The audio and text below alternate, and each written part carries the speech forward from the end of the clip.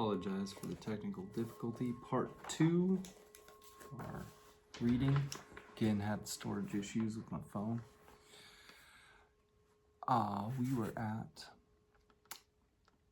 those who deal with exhaustion and impasse rightly, who are able to be joyful even in difficulty, are great people. This is Hexagram 47, Exhaustion, our supporting hexagram out of I-ming's Taoist I Ching.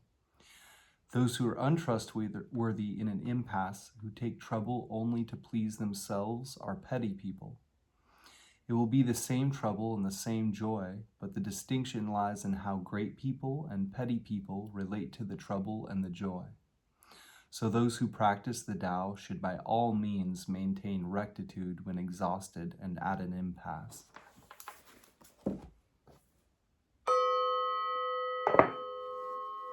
Next, we will read our changing lines 3 and 6 of our primary hexagram, which put a pin in the map to say you are here, or at least here are some places you may find yourself. They take precedence over all other elements and are the most focused part of the reading. Changing line 3 has the general context: an emerging identity, facing a transition, with fear or desire, resolution or indecision. And changing line 6, beyond the main action, reviewing experience, asking what comes next.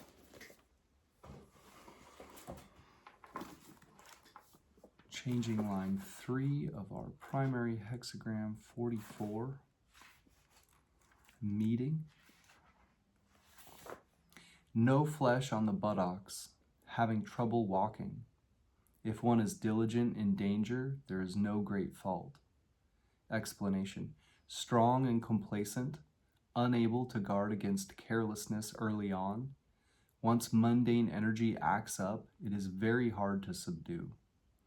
Then the human mentality is mixed in the mind of Tao, like having no flesh on the buttocks and having trouble walking. The inner autonomy is unsettled. It is fortunate if one is strong yet can maintain rectitude, working by day and careful by night, mastering oneself in danger. Then one can avoid the fault of damaging the celestial by the mundane.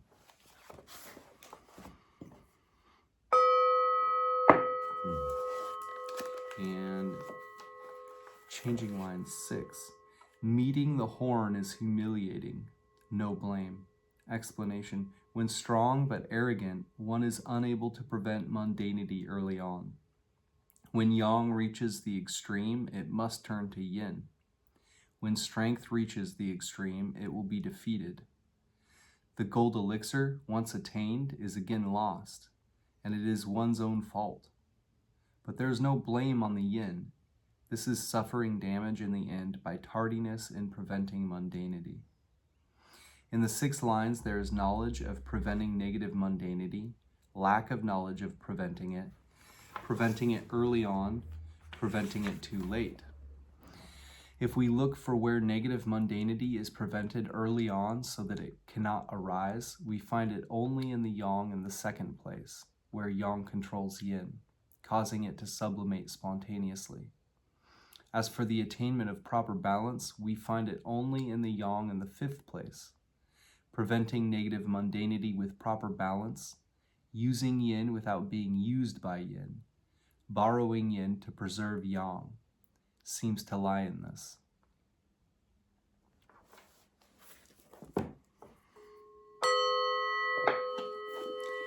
We'll also check out the commentary section for each of our hexagrams. Hexagram 44, meeting. Heaven above, wind below. There is wind under heaven, meeting. Thus do rulers announce their directives to the 4 quarters. Meeting is getting together. Above is heaven, below is wind. There is wind under heaven. Heaven creates myriad beings but cannot stir them. It is with the blowing of the wind that myriad beings stir. Thus heaven gets together with myriad beings through the agency of the wind. This is the image of meeting. What rulers see in this is that just as heaven and myriad beings are far apart and cannot easily get together, but with the blowing of the wind, those who have not gotten together do meet. In the same way, rulers are far apart from their subjects and cannot easily get together. But with the announcement of directives, those who have not met can in fact meet. Therefore, they give out directives for the education and guidance of the people, announcing them to the four quarters. The four quarters are distant, and the local customs are not the same. How can everyone be taught personally? But when rulers give out directives, then everyone follows their direction, and those far and near are affected. This is like the wind under heaven, reaching everywhere, getting into everything. The ruler is heaven, the directive is the wind.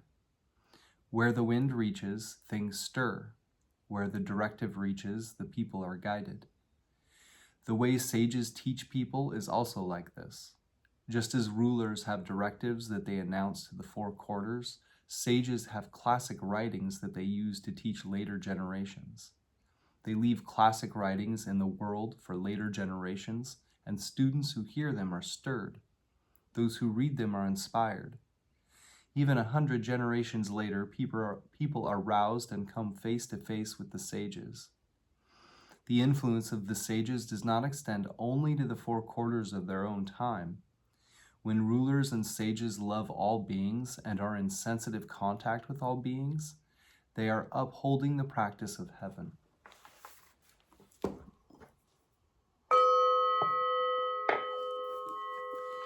And our supporting hexagram, which puts our primary hexagram in a broader context, an influence, a direction of travel, an underlying issue that has to do with you and your relationship to it all. Hexagram 47, Exhaustion. Lake above, water below. A lake with no water is exhausted. Therefore, superior people use life to the full and achieve their aim. Exhaustion means coming to an end. Above is lake, below is water. This is the lake leaking, the water flowing away so that there is no water in the lake. This is the image of exhaustion. What superior people see in this is that just as a lake without water is empty, when people lack purpose, their path is at an end. Therefore, they use life to the full to achieve their aim.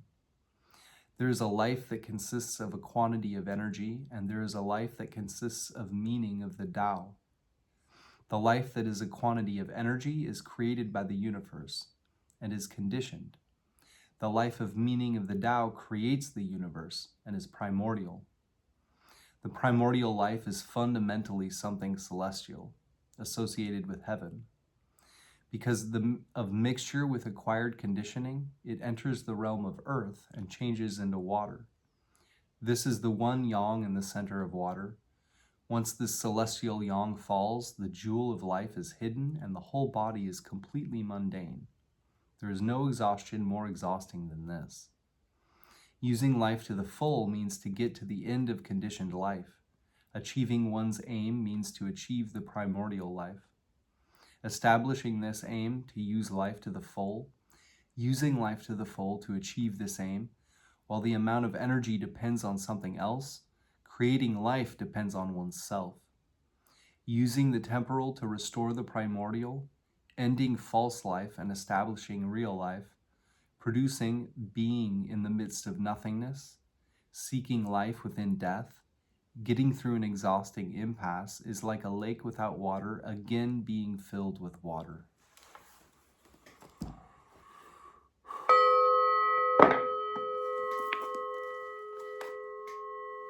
We'll next look at James Dekorne's Gnostic Book of Changes, which I've left links to in the description box below. He's synthesized several I Ching commentaries in this spot and left helpful editor's notes and quotes from things like the Kabbalah. He's a practitioner of the Tao himself. Hexagram 44, James Dekorne calls temptation. Other titles might be coming to meet, the symbol of meeting, contact, sexual intercourse, encountering, coupling, infiltration by inferior men, adultery. A quote from D.F. Hook, contains a definite warning about a person or situation which may appear harmless but will prove dangerous. Judgment, leg. Temptation shows a female who is bold and strong. It will not be good to marry such a female. Blowfold, contact. Women wield the power. Do not marry. At this time, marriage would be unfortunate. The husband would almost surely be henpecked. Ritsuma/Karcher, coupling. Womanhood invigorating. No availing of grasping womanhood. This hexagram describes your situation in terms of the encounter of primal energies. It emphasizes that seeing through your personal situation as the connection of objective forces is the adequate way to handle it. Damn. Couple, cow, intense driven encounter at once transitory and enduring, that is the reflection of primal yin and yang. Meet, encounter, copulate, mating animals, magnetism, gravity, to be gripped by impersonal forces.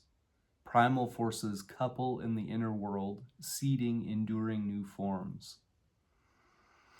The image, leg. The image of wind with the sky above it forms temptation. The sovereign, in accordance with this, delivers his charges and promulgates his announcements throughout the four quarters of the kingdom. Ritsuma/Karcher, below heaven possessing wind, coupling. The crown prince uses spreading out fate to command the four sides. Fate, or Ming, is the individual destiny, birth and death as limits of life, issue orders with authority, consult the gods. The ideogram is mouth and order, words with heavenly authority. Commentary, Confucius/Leg. Temptation has the significance of unexpectedly coming on.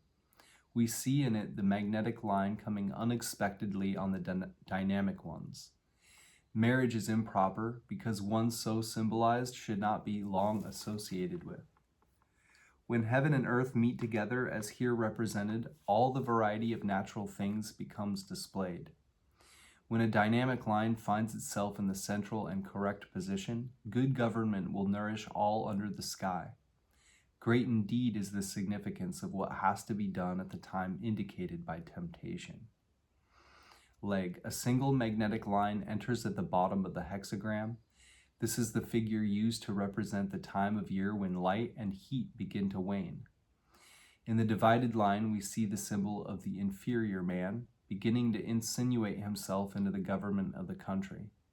His influence, if unchecked, would go on to grow and fill the vacant seats with others like himself. The objective of the judgment is to arouse resistance to this evil influence. Temptation is defined here as a sudden and casual meeting with something inferior. The divided line is seen as appearing all at once in the figure. The first line, magnetic in a dynamic place, becomes the symbol of a bold woman of more than questionable virtue who appears unexpectedly on the scene with the object of seducing all five of the dynamic male lines to herself. No one would contract a marriage with such a female, and every good servant of his country will repel the entrance into government of every officer who can be so symbolized. On the first two sentences of the Confucian commentary, the Konghasi editors say, the magnetic line meets with or comes unexpectedly on the dynamic ones. The magnetic line, that is, plays the principal part. The case is like that of the minister who assumes the power of decision in place of the ruler, or of a hen crowing at sunrise. Is not the name of shameless boldness rightly applied to it? Notes and paraphrases. Judgment. Do not unite with an inferior element in your situation. Lead us not into temptation. The superior man formulates his code of conduct and abides by it. Wilhelm translates the 44th hexagram as coming to meet, and Blofeld gives it the rather startling subtitle of sexual intercourse. There is no doubt at all that the figure has an aura of illicit excitement associated with it, which I feel is best conveyed by R.L. Wing's title of Temptation, though adultery might also be suitable. One sometimes receives this hexagram under dramatic circumstances, and it serves to dump cold water on a potentially volatile series of choices and their equally volatile consequences. When we consider the importance of the proper correlation of male and female lines in the I Ching, we see that the judgment in this hexagram can psychologically depict the temptation to an adulterous union of thought and feeling. Adultery is a very useful metaphor for understanding the principles of the work. It means union with anything which, in I Ching terms, is not a proper correlate. To adulterate something is to degrade a pure substance by the addition of an inferior ingredient. The image of a temptation to adulterate the work in this hexagram is therefore a warning in the strongest possible terms that you are vulnerable to some inferior choices. A quote from Swedenborg in Apocalypse explained, "Consequently, by marriages, not only the earths, but also the heavens are filled with inhabitants. The earth indeed may be filled with inhabitants by fornications and adulteries as well as by marriages, but not heaven. The reason is that hell is from adulteries and heaven from marriages. When the procreations of the human race are effected through marriages in which the holy love of good and truth from the Lord reigns, then it is done on earth as it in the heavens, and the kingdom of the Lord on earth corresponds to the kingdom of the Lord in the heavens." The concept of the hieros gamos, or holy marriage, is a ubiquitous archetype found in every tradition rooted in the perennial philosophy. If this marriage symbolizes a proper union or reunion of previously separated elements, then it follows that the opposite situation, a union of mismatched entities, would be symbolized by adultery. To recreate a primordial gestalt of perfection out of an exploded multiverse of mixed forces demands that all of the original pairs of opposites become properly matched correlates. Although any two opposite genders might feel a mutual attraction, there's really only one opposite, which is an appropriate spouse. In the realm of human relationships, this is evoked in the concept of the soulmate. Esoterically speaking, every polarized force in the universe, in the multiverse, has its proper correlate. It follows that the work, in its largest conception, cannot be completed until each is reunited with each. A quote from the Gnostic Gospel of Philip. "Indeed, every act of sexual intercourse which has occurred between those unlike one another is adultery. Members of a race usually have associated with those of like race, so spirit mingles with spirit, and thought consorts with thought, and light shares with light. If you are born a human being, it is the human being who will love you. If you become a spirit, it is the spirit which will be joined to you. If you become thought, it is thought which will mingle with you. If you become light, it is the light which will share with you." The point is important enough to bear repeating. Psycho-spiritually interpreted, sexual intercourse and marriage symbolize the possibility of a unification of forces. Conversely, union with an improper correlate means adulteration of the work. This is the esoteric meaning underlying the Hindu caste system. A quote from the Bhagavad Gita 141. "When unrighteousness overwhelms the family, O Krishna, the women of the family become corrupt. And when, O Krishna, the women are corrupt, there arises a mixing of castes." The mixing of castes is, in the symbolism of the I Ching, the union of improper correlate forces. Women, as we have seen, usually symbolize the emotional and feeling aspects of the psyche. We readily recognize that the above quotation from the Bhagavad Gita accurately reflects the symbolism of the 44th hexagram, reiterating the great truth that when emotions make the choices, the unity of the psyche is compromised. Sometimes this hexagram is received in answer to queries related more to a fated karmic situation than anything normally regarded as temptation. In these cases, Ritzimo/Karcher's expanded notes on the ideograms are useful guides. Gripped by impersonal forces, primal forces couple in the inner world, seeding enduring new forms. This hexagram describes your situation in terms of the encounter of primal energies. It emphasizes that seeing through your personal situation as the connection of objective forces is the adequate way to handle it.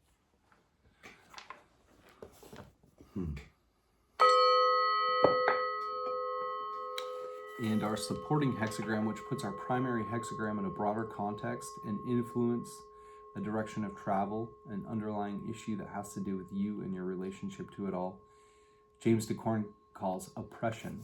Other titles might be exhaustion, the symbol of repression and confinement, adversity, weariness, confining, entangled, hardship, depression, tiresome restriction, dried up. A quote from D.F. Hook, actions speak louder than words. Judgment, leg. Oppression means that successful progress is still possible. The perseverance of the truly great man brings good fortune without error. But if he relies on words, no one will believe them. Blowfold, adversity, leading to success thanks to persistence in a righteous course. Good fortune for the truly great and freedom from error. Though words be spoken, they will not inspire confidence. Great refers to high moral qualities. This hexagram is of evil omen for most people, but success can be won through tremendous persistence in doing what is right. Ritsuma/Karcher, confining.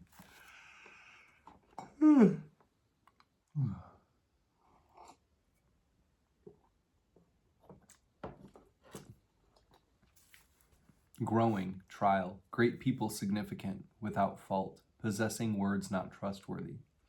This hexagram describes your situation in terms of restriction and distress.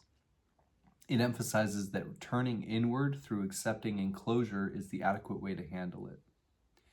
The image, leg, an abyss beneath the marsh that drains its water, the image of oppression. Thus, the superior man will sacrifice his life to attain his purpose.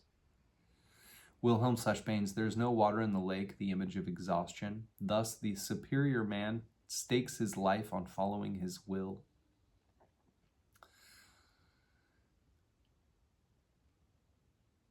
Ritsuma/Karcher, marsh without stream, confining. A Chun-Tzu or chief son or superior person uses involving fate to release purpose. Clary 1, a lake with no water is exhausted, therefore superior people use life to the full and achieve their aim. When people lack purpose, their path is at an end, therefore they use life to the full to achieve their aim. Using life to the full means to get to the end of conditioned life. Achieving one's aim means to achieve the primordial life. Using the temporal to restore the primordial, ending false life and establishing real life, producing being in the midst of nothingness, seeking life within death, getting through an exhausting impasse is like a lake without water again being filled with water. Cleary 2, developed people accomplish their will by living out their destiny. Developed people only live out their destiny. They do not willingly try to avoid following and accepting it. Being strong and balanced, they are able to be joyful even in danger. This is the will that is up to oneself. Developed people intend to accomplish their will and do not vacillate just because they run into problems. Wu, the marsh has no water, this is hardship.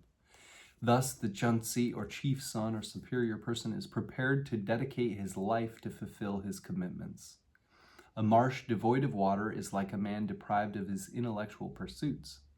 This is unacceptable to a Chun-Tzu. He would rather fight to the end than surrender to idiocy.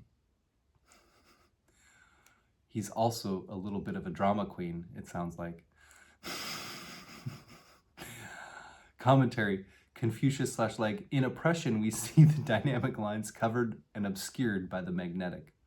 We see the attribute of perillousness in the lower trigram going on to cheerfulness in the upper. Who but the superior man is still able to advance although straitened by circumstances? The central position of the dynamic lines explains the good fortune of the great man who is firm and correct. As regards speech-making, to be fond of argument or persuasion is the way to be reduced to extremity. Leg, the written Chinese character of oppression presents us with the picture of a tree within an enclosure. A plant, according to Williams, fading for want of room. A tree, according to Tai Tung, not allowed to spread its branches. The image conveys the idea of being straitened and distressed, and the hexagram indicates how skillful management may relieve it. The two central places in the figure are occupied by dynamic lines, but line 2 is confined between 1 and 3, which are magnetic, and line 5, the ruler, as well as 4, his minister, are covered by the magnetic 6th line. These conditions indicate the repression of good men by adversity. The Konghasi editors imply that actions and not words are what are required in this case. Perilousness is the attribute of the lower trigram, and cheerfulness that of the upper. The superior man, no matter how straitened, remains master of himself and pursues his principled intent. The idea of speech-making is found in the upper trigram, one of the attributes of which is the mouth, or speech, as well as pleased satisfaction. The pleading of the oppressed party still tries to make others pleased with him. Literally translated, the first sentence of the image reads, "A marsh with no water is oppression." Chu Hsi says, "The water descending and leaking away, the marsh above will become dry." Anthony, our belief in the ruling power as beneficial is shaken by doubt. This lack of steadfastness is a problem because it obstructs acceptance and its corrective power. We often receive this hexagram when we feel tired. The oppressiveness of doubt exhausts our inner resources. Notes and paraphrases. Judgment. With enough will, success can be won. Actions speak louder than words, i.e., the answer lies beyond the realm of reason and logic. Intuition furthers. The superior man stakes everything he's got on his will to succeed. In oppression, we have the image of a dry lake bed. Anyone who has ever seen alkali flats in the desert can easily understand this metaphor for oppression. Almost nothing can live in such an environment. The following hexagram, the well, is an upside-down image of oppression, depicting the opposite case of an unending source of nourishment flowing from deep beneath the surface of the earth. A comparison of these two figures will reveal a great deal about the meaning of each. To be under oppression, then, is to be cut off from all sustenance. Although there is water down below, it is presently inaccessible, and there is no nourishing flow of inner forces to the surface. This is a common, inevitable, and potentially defeating experience for anyone doing serious inner work. A quote from Thomas Cleary in the Taoist teaching. People who try to practice the Tao can all keep steadfast when they are in easy circumstances, but many of them waver in determination when they are in difficult or perilous situations. They may change their minds because of the pressures of making a living, or they may slack in determination due to illness. Their spirits may flag because of old age, or they may stop work because of obstruction by some obsession. All these are cases in which people do not exert the mind of Tao and are hindered by exhaustion, so they ultimately do not attain the Tao.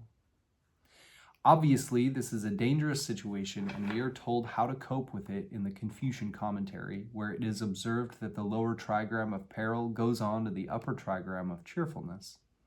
These two trigrams are found in reversed sequence in hexagram number 60, Restrictive Regulations, where a cheerful attitude is described as absolutely essential for the furtherance of the work. The observations made there also apply here, and we see the superior man thereby enabled to advance under conditions that would utterly defeat lesser individuals. This cheerfulness cannot be underestimated. When it comes naturally and isn't forced, it is a gift of grace. Suddenly, one is enabled to face the most incredible hardships with a light heart. It isn't that you no longer care. You still do the best you can to further the work, but you do it with the bemused attachment. A quote from C. Ponce in Kabbalah. The one thing the Jewish mystics never lost sight of was the suffering experienced in the arena of the profane. They did not retreat from this suffering, but sought instead to find meaning in it by living it. This is the core of mysticism. The temple in which the sacred marriage takes place is the world. Lines 2 and 5 specifically mention sacrifice, an important concept in the I Ching. Sacrifice is mentioned in lines 17.6, 45.2, 46.2, 46.4, 47.2, 47.5, and 63.5, and in the judgment of hexagram 20.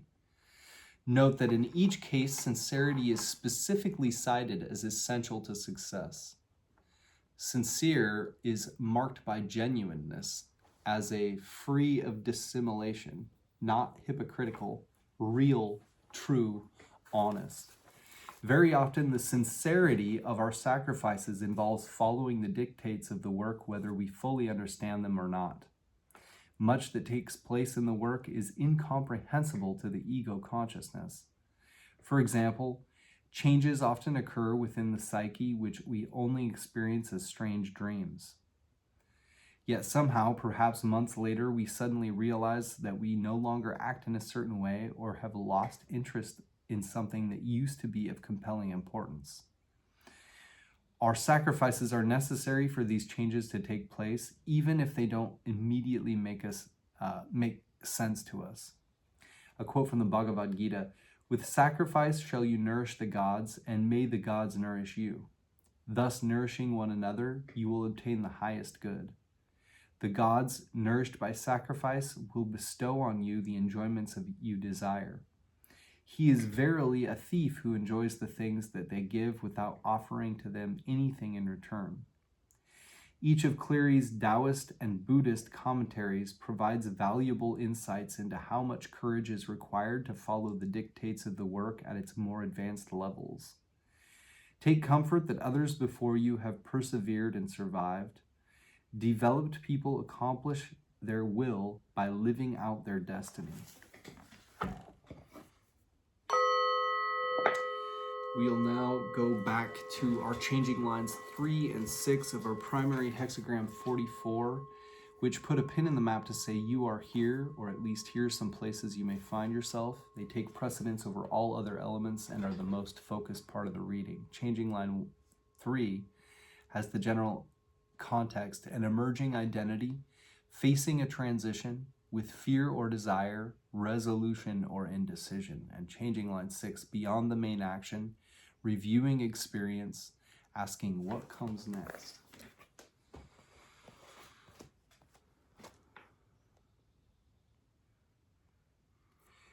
I don't know why I'm thinking, are we there yet? Are we there yet? No! Line 3, leg. The third line dynamic shows one from whose buttocks the skin has been stripped so that he walks with difficulty. The position is perilous, but there will be no great error.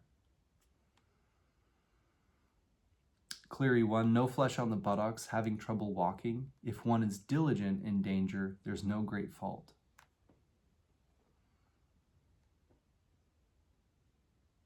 Woo, his buttocks have no skin. He hobbles along. He is in a precarious situation, but makes no big error. Commentary, Confucius/leg. He walks with difficulty, but his steps have not yet been drawn into the course of the first line. Wilhelm/Baines. He still walks without being led. Blowfold. Being able to walk without being dragged. Despite rather severe trouble, for which we are not much to blame, we shall manage to get along somehow. Ritzema/Karcher. Moving, not yet hauling along indeed. Cleary 2, the walk is halting because it is unconnected. Woo, he does not lead the sheep away. Leg. Compare this line with line 4 of the preceding hexagram. Line 3 is dynamic, but has gone beyond the central place and has no correlate above. He is cut off from the first line by the intervening second line, and therefore cannot do much against her. But since his aim is to repress her, there will be no great error. Notes and paraphrases. Lu. The man is tempted to join with the inferior element. Circumstances prevent this, leaving him with a painful decision. The position is perilous, but a clear insight will prevent great evil errors. Wing. Although you are tempted to fall into an inferior situation, you are held back in spite of yourself. You must now resolve this indecisive conflict. Give it a great deal of thought, gain some insight, and you can avoid mistakes. Editor. Line 4 of hexagram number 43 also describes one from whose buttocks the skin has been stripped. Since hexagram 44 and hexagram 43 are upside down images of each other, it is interesting to note that lines 3 and 4 swap places with very similar images. Note the difference between them, however. In the present instance, no blame is attached to the position. It is a good rendering of the stresses of temptation, often the discipline required to resist any compulsion. Sometimes the line suggests that you may only be able to affect the situation in a limited way. As its most neutral, it's an image of walking a tough path. Another quote from Swedenborg in Arcana Coelestia. But it is to be known that no one is regenerated without temptation, and that many temptations succeed, one after another. The reason is that regeneration is effected for an end, in order that the life of the old man may die, and the new life, which is heavenly, be insinuated. It is evident, therefore, that there must certainly be a conflict, for the life of the old man resists and determines not to be extinguished, and the life of the new man can only enter where the life of the old is extinct. James Dekorne breaks changing line 3 down into two possible succinct definitions, A and B. A, a difficult position. Cope with care and sensitivity. Don't surrender to circumstances. And B, you have not yet yielded to temptation and can still escape its consequences.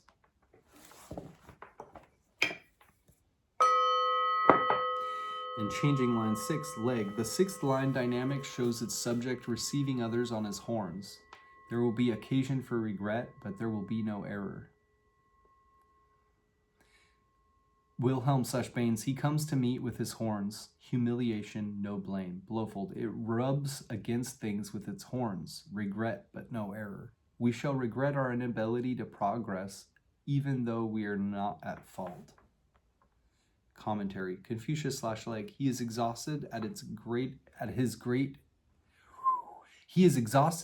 greatest height, and there will be cause for regret. Wilhelm/Baines, at the top it comes to an end, hence humiliation. Blowfold, regret owing to the complete exhaustion of our powers. Ritzema/Karcher, exhausting abashment above indeed. Clary 2, the humiliation of coming to an impasse above. Wu, this is a desperate move from the highest position. Leg, the Konghasi editors say the subject of this line is like an officer who is withdrawn from the world.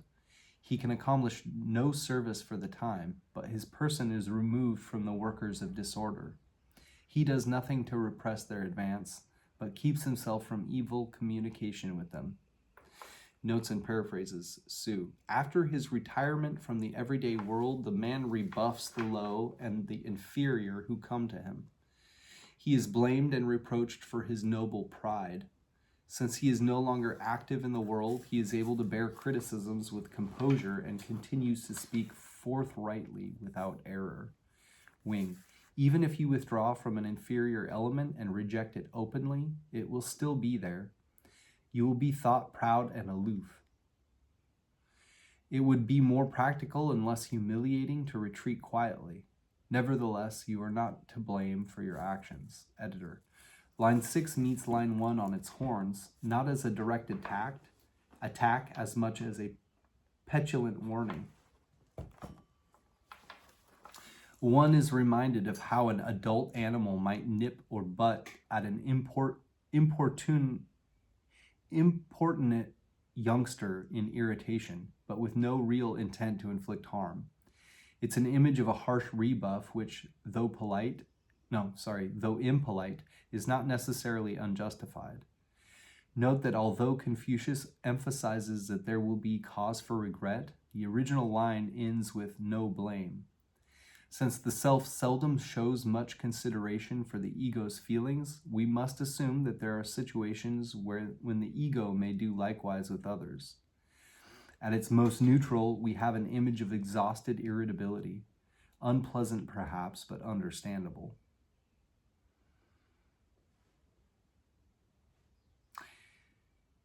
A quote from Paracelsus, I am a rough man born in a rough country. I have been brought up in pine woods, and I may have inherited some knots.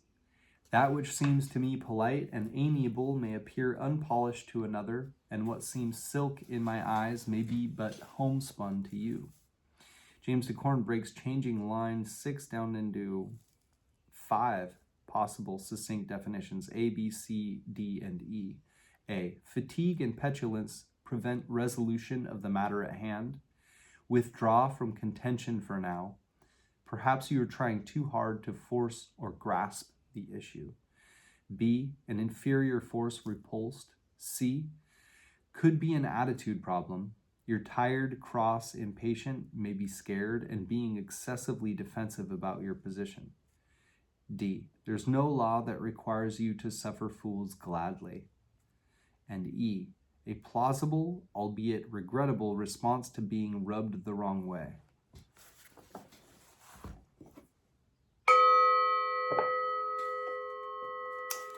Now I will get a randomly card-drawn verse from the Tao Te Ching while we sum the reading up.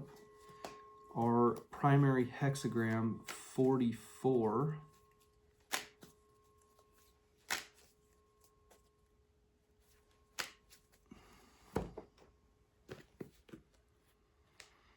Meeting shows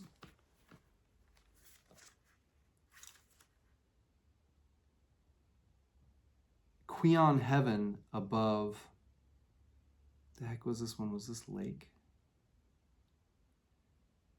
I don't think so. Give me a second.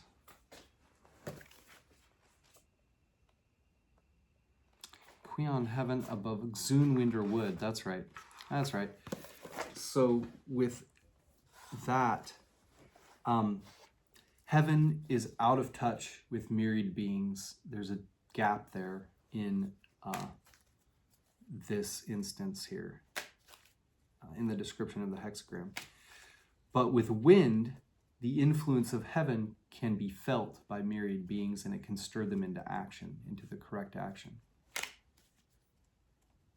So it's like the ruler sending out his orders to the four directions, and the wind taking those orders and sending them out to the people who live throughout the four quarters. With our supporting hexagram, which puts our primary hexagram in a broader context and influence a direction of travel, an underlying issue that has to do with you and your relationship to it all. 47, Exhaustion, shows Con water. Was it Con water below? Yeah, below Dewey Lake or Marsh.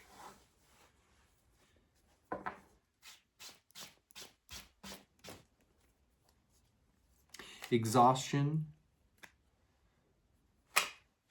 I feel it. I want to read these out of Hilary Barrett's I-ming, Walking Your Path, Creating Your Future. So 44, I wanted to read the image. Below heaven is the wind, coupling. The prince sends out mandates and commands to the four corners of the earth. The wind travels everywhere under heaven and penetrates every corner of the world. The prince receives the mandate, orders from heaven, and it penetrates to his core and travels through him. He cannot control or contain such power, but he can broadcast it to change his whole realm. And then our supporting hexagram 47, Confined. Ah, that's right. There's a tree completely confined by by walls. It's in isolation. The great person finds good fortune and constancy to an inner ideal. This is the supreme test of character, whether you can hold to your purpose when there is no encouragement, no confirmation from outside, but only your own inner resources. The lack of outward signs of progress does not mean that you are wrong or that the world is wrong. Rather than resenting the walls, concentrate on the life and growth within them. Do not place too much value on words. They will not provide you with a way out. Neither conversation nor argument nor your own reasoning and theorizing. Words alone are only circulating ideas. They lack the real personal connection that would make them trustworthy. The lake water has all drained away into the stream below, where there might have been a sparkling center of vitality, communication, and exchange. There is no water left, no energy for communication. Even in such straits, a noble one is still active. The lake water drained downward and inward, merging with the stream in a single strong current. In the same way, a noble one lets her mandate, what she is called on to do, flow together with the aspiration of her own heart. The two strengthen one another and create an inner momentum that follows through to fulfillment. So in exhaustion, you are cut off from outside resources, but what you can do is turn inward and focus on what you do have and building that up and highlighting it. It's almost like in life, those times where we're cut off are filled with potential, because we're not often put in places where we're really forced to look within and find out what fuels us, or what motivates us, or what our core principle is, or core energies. Also in James Dekorne's Gnostic Book of Changes, there was some good quotes. Good God, I forgot. There we go.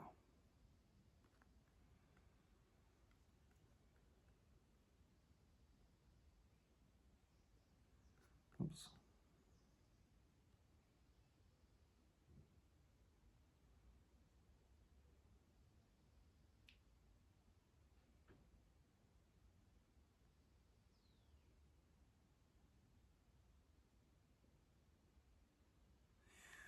For our primary hexagram meeting, it says, this hexagram describes your situation in terms of the encounter of primal energies. It emphasizes that seeing through your personal situation as the connection of objective forces is the adequate way to handle it. So that kind of takes away the taking it personal, that kind of sense. If you can look at things as your personal situation as the connection of objective forces,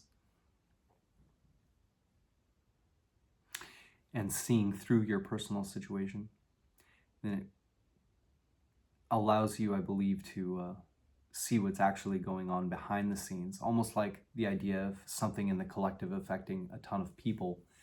And you could take it personally, or you can look and see how it generally affects lots of different people. And so you see almost like reality living through you, in a sense. And there's all different specific ways that energy can come about in people's lives and how it can play out. But it's all very similar things. And getting in touch with those underlying objective forces will allow us to be able to see through situations in the future as well. Then maybe some quotes from the supporting hexagram.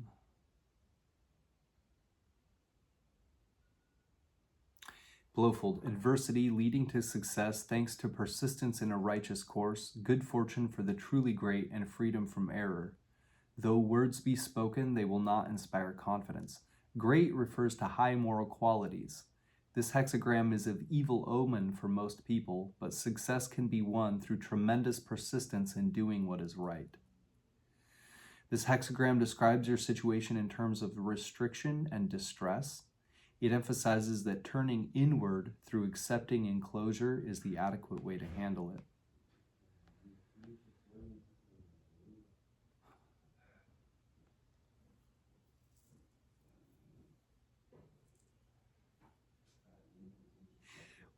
Quote from the Bhagavad Gita, with sacrifice shall you nourish the gods, and may the gods nourish you. Thus nourishing one another, you will obtain the highest good. The gods, nourished by sacrifice, will bestow on you the enjoyments you desire. He is verily a thief who enjoys the things that they give without offering to them anything in return.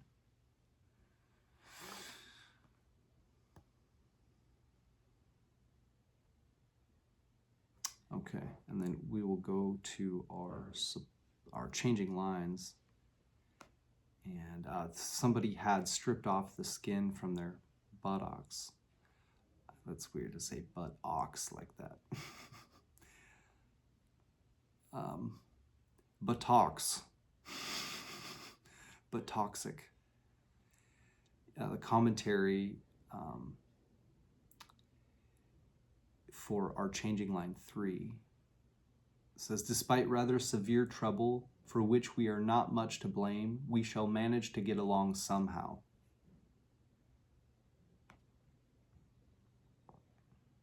In James Dekorne's Gnostic Book of Changes, he breaks changing line 3 down into 2 possible succinct definitions, A and B. A difficult position, cope with care and sensitivity, don't surrender to circumstances.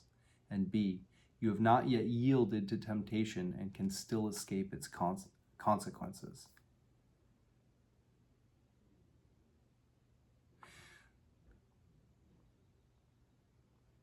I suppose seeing through the things that you might take personally to the underlying forces behind them would be something that might help empower somebody to be able to cope with care and sensitivity and not surrender to circumstances, and still be able to yield, escape from the consequences of yielding to temptation. And then changing line 6 shows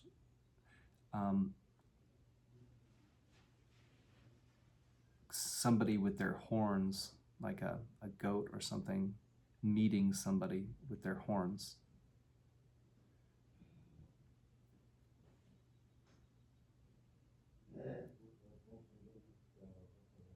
Leg, the Kangasi editors say, the subject of this line is like an officer who has withdrawn from the world.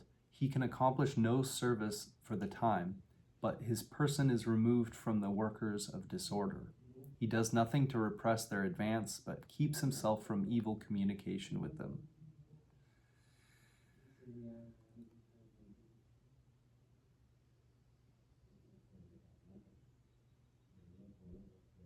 Wing, even if you withdraw from an inferior element and reject it openly, it will still be there. You will be thought proud and aloof. It will be more practical and less humiliating to retreat quietly. Nevertheless, you are not to blame for your actions.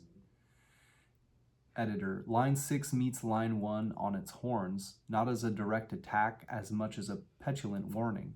One is reminded of how an adult animal might nip or butt at an importunate youngster in irritation, but with no real intent to inflict harm. It's an image of a harsh rebuff which, though impolite, is not necessarily unjustified. Note that although Confucius emphasizes that there will be cause for regret, the original line ends with no blame. Since the self seldom shows much consideration for the ego's feelings, we must assume that there are situations when the ego may do likewise with others.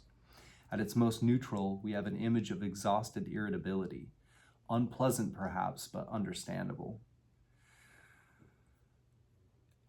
James Dekorne breaks changing line 6 down into 5 possible succinct definitions, A, B, C, D, and E. A, fatigue and petulance prevent resolution of the matter at hand. Withdraw your contention for now. Perhaps you are trying too hard to force or grasp the issue.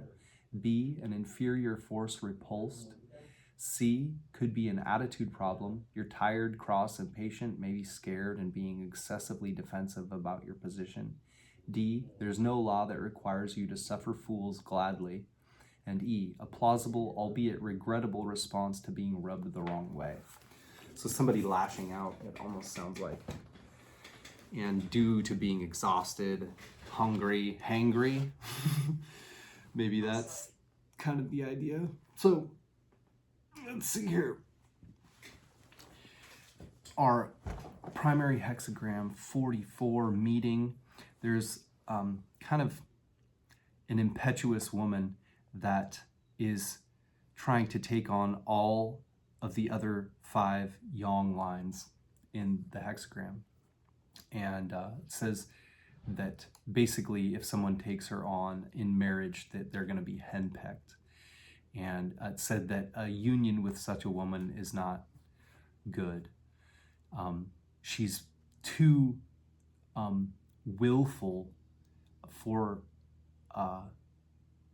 cooperation, I suppose, and collaboration. Something that stands out to me, actually, James Dekorne was talking about this. He said that, is this in the, are we in the right hexagram? Temptation, yeah. In his notes and paraphrases, says judgment, do not unite with an inferior element in your situation.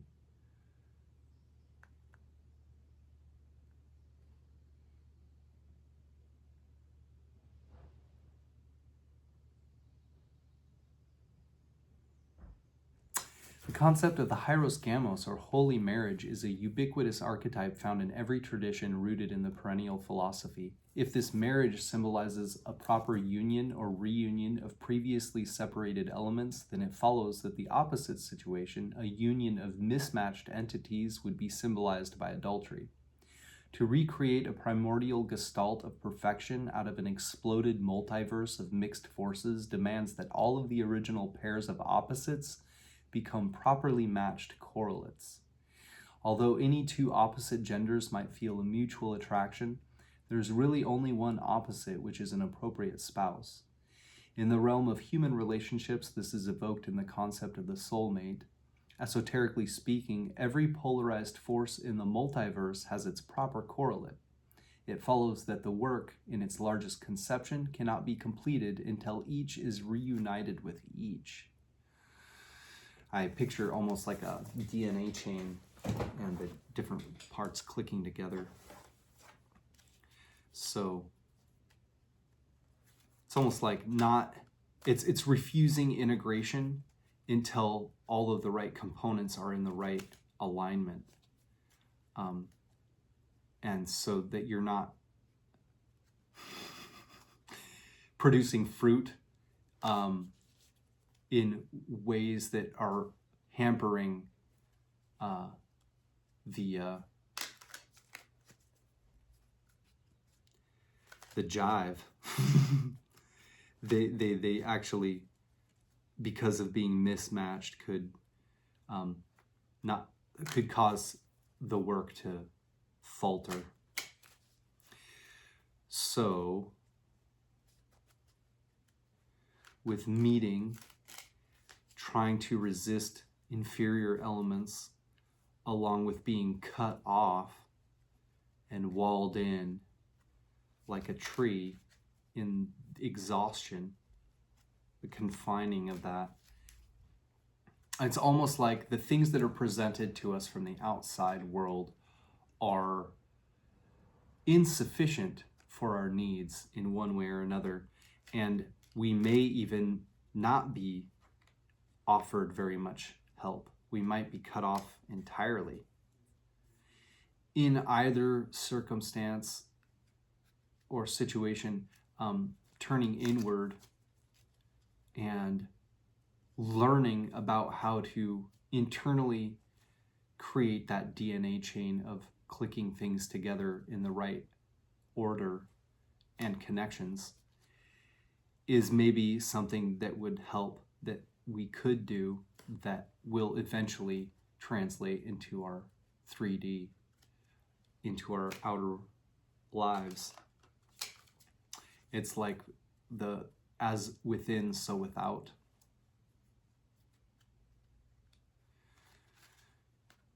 And that if you're creating the right dynamics internally, you're gonna eventually find that in your world. Kind of like the idea that if somebody it grows up with a particular abuse or something, that often that's all they know of a parental figure, and so in looking for a spouse they can find those same elements until internally they're able to try and change things up to get something. Not to say that anyone that gets in a abusive relationship is their own fault or because they haven't fixed their internals, just in the sense of How can we be proactive and make the most of any situation, especially ones that are less than ideal? You the Great. I want to read their changing lines from Hilary Barrett because she really made them more simple, I believe. Changing line 3 says, "You the Great was charged by heaven with the task of conquering the floods, and his thighs wasted away with the decades of hard labor. You are coupled to a demanding task, responsibility, or situation. It is awkward, uncomfortable, and endlessly hard work. It does not allow you to rest, and you never asked for it. The demands and your emotional reaction against them threaten to undermine your equilibrium. And yet, this is real, authentic work you are doing, and you have the resources for it. However difficult it gets, you can keep moving." And changing line 6, "You meet the incoming energy, the subversive feminine power described in the oracle, with lowered horns. You cannot possibly live with this power, and you will go to extremes to prevent it from overturning everything. Perhaps you ward it off as a threat or lock horns preemptively to wrestle it into submission. In either case, you are trying to take back control and ensure any relationship only proceeds on your own terms.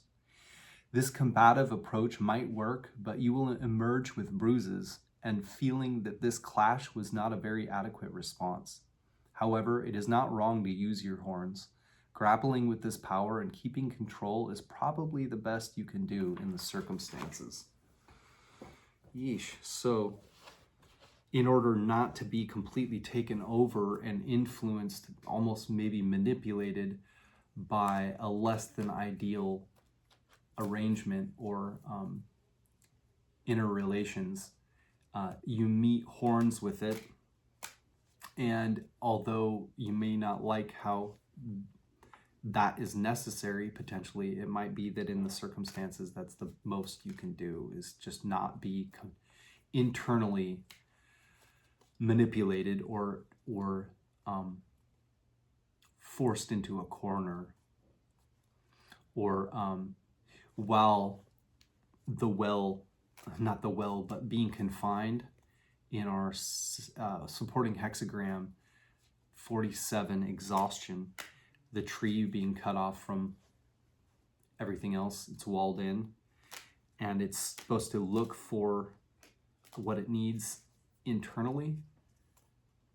If we find what we need internally and our outside circumstances are not supplying that, and we are left to produce it on our own internally for forever, eventually we'd like to externalize that. And so if we need to defend a little bit our inner spaces by going fisticuffs, maybe not to that extreme, but what it says, like locking horns with somebody or a situation, then depending on the situation, that might be what's necessary.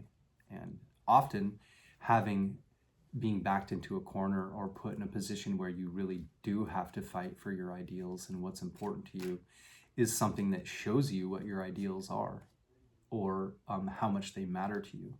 So it can be kind of an invigorating experience, I believe, and one that shows you the strength that you do have.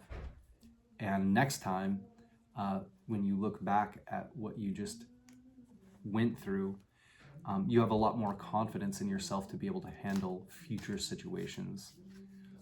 So you're always learning through those experiences, especially when you're able to access your inner world, even when you feel disconnected from your outer in whatever way,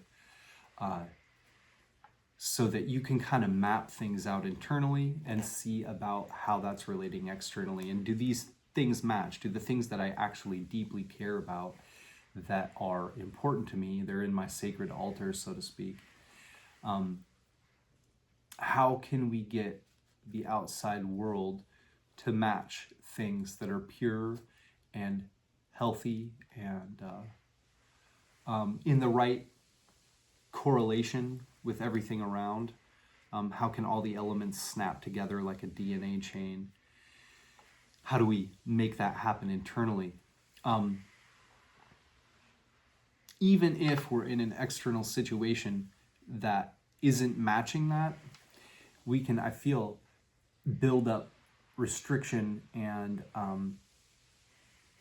tenseness in our bodies in ways that if we were to try and harmonize our inner states and our whole vibe, we would be able to do something about it, even if we're in terrible situations. If you can meditate, for instance, or do some energy work or breath work to calm yourself and get your inners sorted out,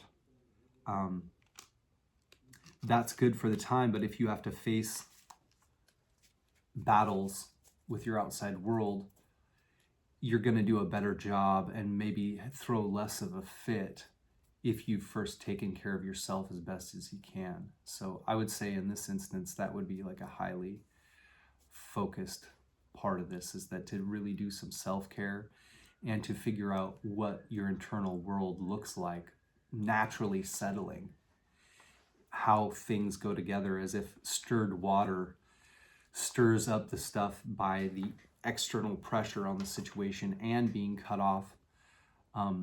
Just knowing that nothing is matching up as it should, and hoping that the best work you put in to harmonize your internal states will at some point be reflected in your outer world.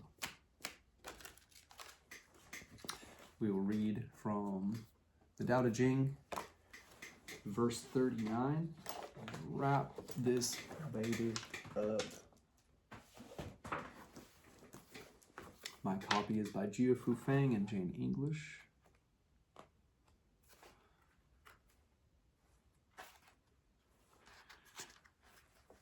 "39. These things from ancient times arise from one. The sky is whole and clear. The earth is whole and firm.